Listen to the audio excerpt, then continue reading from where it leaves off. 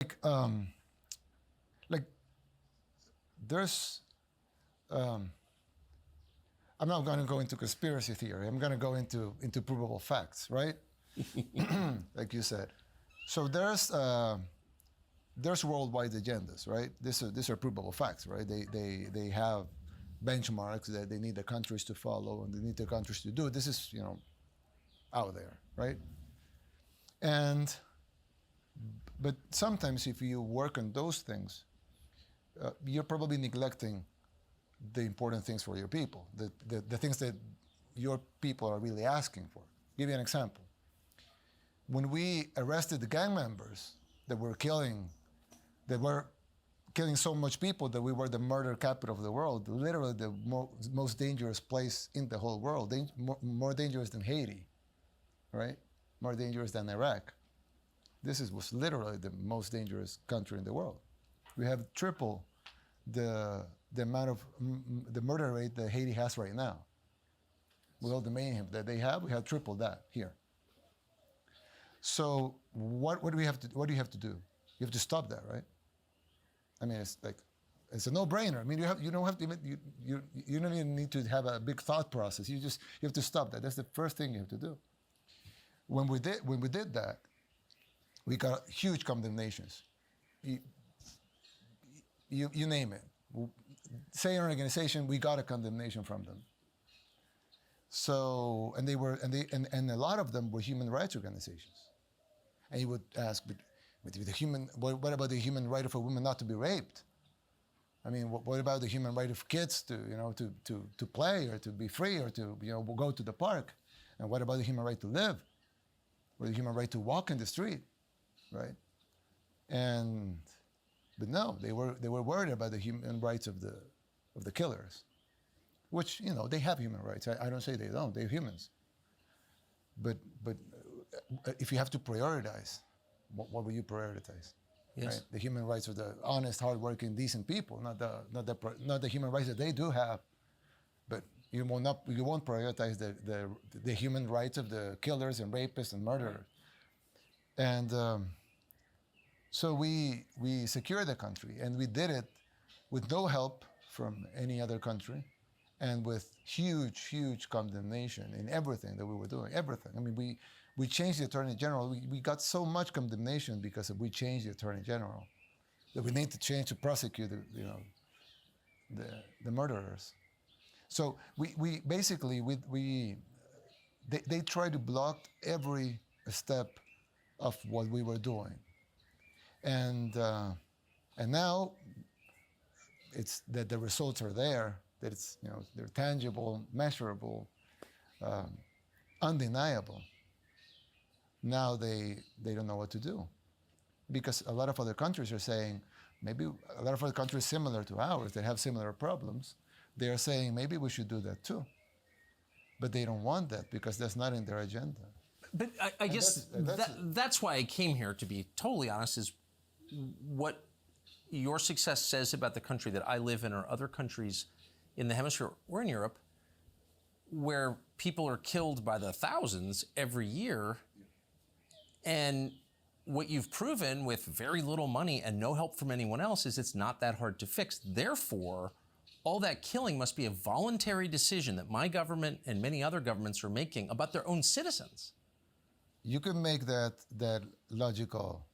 Well, I don't know what other conclusion to reach. If El Salvador can do it, what's going on here? Yes, you can make that logical conclusion. I think that's probably what they are afraid of. Because, I mean, we don't have weapons of mass destruction, right? No. So why are they afraid? Why would they take so much time in make condemnations to El Salvador, right? It doesn't make any sense. Well, you didn't send a man to the moon. Exactly. Yeah. So I think they're afraid of the example. Because a lot of people might say, hey, we want that too. If they can do it with no money, with very few resources, and with a huge problem, because I heard some people say, oh, well, somebody could do it because the problem was not that big. I'm like, we're literally the murder capital of the world. How bigger can it get, right? We were literally the most dangerous place in the world, 3 times more dangerous than Haiti right now. So, I mean, how bigger can the problem get? And at the same time, we had very few resources, and we were able to do it with no civilian casualties. After we started the war on gangs, we had no civilian casualties, and we lost 8 between police officers and soldiers, and we basically eradicated all crime. So And we arrested 70,000 gang members, which the number is not a number that just came up. That's the official number that all the organizations said we had of gang members. And you can watch the World Bank reports, etc. They said El Salvador has around 70,000 gang members at 500,000 collaborators. So we spared the collaborators basically, and we only got the gang members. Why? Because most of the collaborators were just family members, Yes. or the woman that sell tortillas, and she had to tell, oh, the police is coming, because if not, she would probably have been killed by the gang. So most of the collaborators were not really criminals, Yes. but just people living in a society that was controlled by gangs. The government was the real government was the gangs. Just like in Haiti, you have a fake government and you have the real government. The government in Haiti is the gangs. It was like that. You had a formal government, of course, with offices and everything, but you have the real government in the territory, which were the gangs. So, and I know you want to stick to the facts, but at some point you do have to, this is a really important question. Why would a government that has the means to end violent crime, not all, there's always going to be crime, people breaking laws, but violent crime, people murdering and raping each other, Yes. is a voluntary decision that a government makes. Why would a government choose to have that? I don't know. I don't know. I can make up theories, but I really. But don't. you have a gut instinct about it? I think it's a combination of factors, like everything. Yes. They might be evil people that that are doing it on purpose, of course, and probably planning stuff. I don't know. Yes. Possible. Yeah, possibly. At the same time, there's a lot of people that they just being fed these ideologies, and they think they're doing the right thing. Yes. Right, like allowing shoplifting, for example. Yes. That's the most stupid thing you can think of, but they do it. Oh, you don't allow shoplifting here?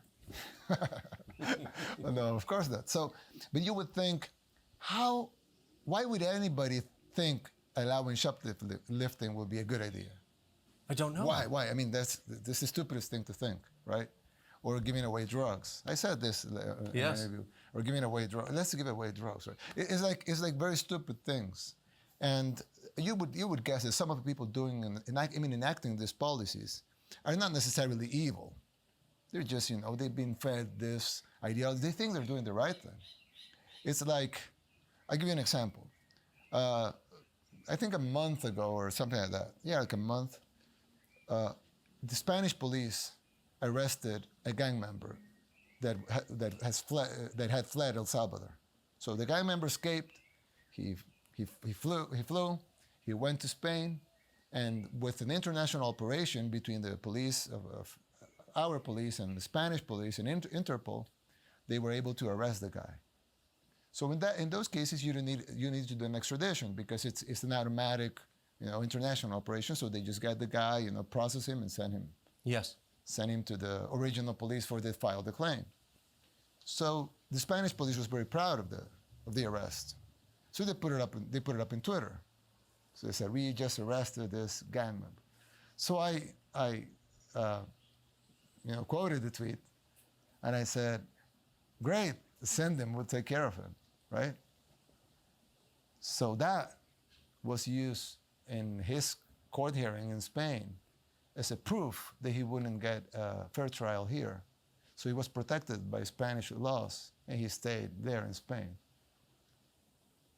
Maybe they don't have enough gang members in Spain. Exactly. So, I don't care if they want to keep him. It's a mouth that we don't have to feed. It's a mouth that we don't have to feed, right? Yes.